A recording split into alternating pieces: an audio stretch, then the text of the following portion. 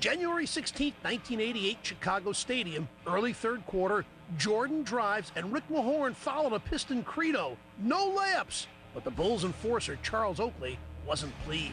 We got a fist fight now. It wasn't like I was trying to hurt him. I went up to get the ball to block his shot or just to hit his arm. But I ended up like kind of grabbing. Then I was like, oh, forget it. And I just knocked him down. And next thing you know, Doug Collins jumps on my back.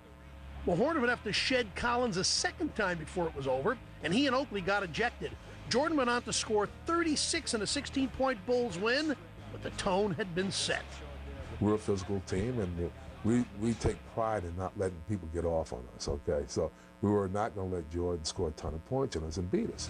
Jordan accused the Pistons of deliberately trying to hurt him. He had already labeled Bill Laimbeer the dirtiest player in the league, and this latest incident solidified the Pistons' image as perpetrators of violence and led to the rise of them being called the Bad Boys.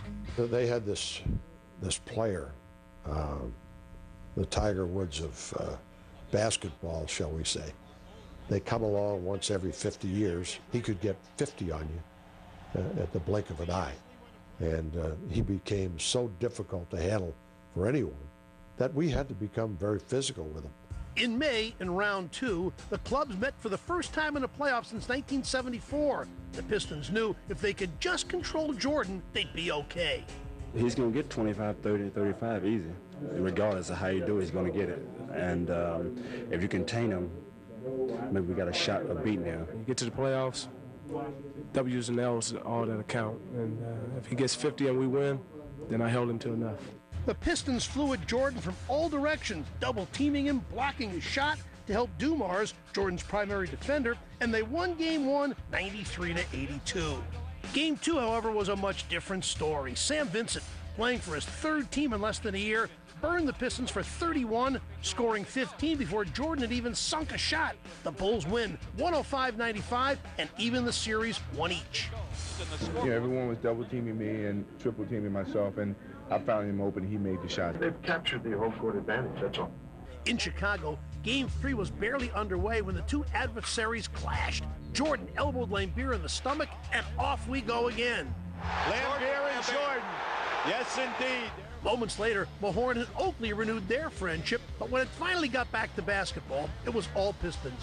Vinnie Johnson was terrific, scoring 23 points in just 25 minutes, hitting 9 of 13 in a one-sided Piston victory. If I get on one of those roads where I'm hitting shots, that puts a lot of pressure on a guy like Michael Jordan to defend me. They don't want to let up. They want to bury us like it happened today. And it won't happen. I don't think so.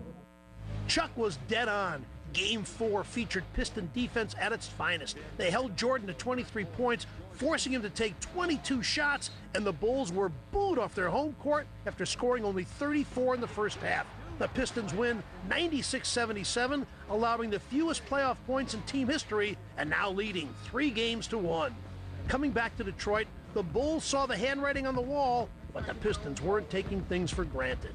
You just can't assume that we'll come out and win. We have to come out and earn it. We need to get the game tomorrow night. We need to get the next game as soon as possible. You know, we still got a chance, maybe slim, but a chance is a chance. Game 5 was close until a Bill Laimbeer three-pointer with about 5 minutes to go broke it open. Isaiah and Adrian Dantley each had 25, and the Pistons win by 7 to take the series in 5. My job is to hit the open shot and go and do my rebounds and play my defense. And it just happened tonight that, you know, all my open shots came down the stretch.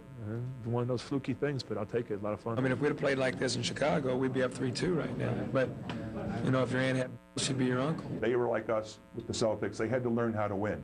And we were in their way, and we knew how to win.